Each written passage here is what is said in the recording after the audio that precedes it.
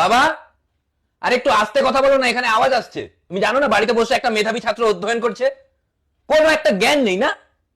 1 ঘন্টা ধরে পড়ছি, আমি এখানে পড়তে বসেছি। আর মা, তুমি একটু আস্তে, রান্নার আওয়াজগুলো একটু আস্তে, নিজেদের মধ্যে আস্তে কথা বলো, এখানে সাউন্ড আসছে। মানে কোনো জ্ঞান নেই না, যে বাড়িতে বসে একটা অধ্যয়নরত মনোযোগী মেধাবী ছাত্র বসে পড়াশোনা করছে। আজকে বিরিয়ানি খাবো। আজকে বিরিয়ানি হয়নি। কি বিরিয়ানি হয়নি? এটা কি ধরনের কথাবার্তা? মানে একটা স্টুডেন্ট যে নিজেকে পড়াশোনার মধ্যে ডুবিয়ে রাখে, তার কি কোনো শখ আহ্লাদ বলে কিছু নেই? এই করে করে মেধাগুলো নষ্ট হয়ে যাচ্ছে। মেধাবী ছাত্র হারাবে একটা দেশ, তোমাদের কি হবে? বাবা, হ্যাঁ বল। 90% মার্কস পেলে একটা মোবাইল কিনে দেবে বলেছিলে না? তুই আগে পেয়ে দেখা। অর্ডার করে দাও। 90% মার্কস পাওয়া শুধু সময়ের অপেক্ষা। এই বাবু, স্নান করে নে, খাওয়া দাওয়া করতে হবে। তোমাদের সেই এখনো সাধারণ মানুষের মতো কথাবার্তা। স্নান করে নে, খাওয়া দাওয়া। সাধারণ মানুষরা এগুলো করে। মানে বুঝতে পারছো না আমি ফিজিক্স পড়ছি? আমি এখন সায়েন্টিস্ট, যে কোনো মুহূর্তে আবিষ্কার করে দিতে পারি।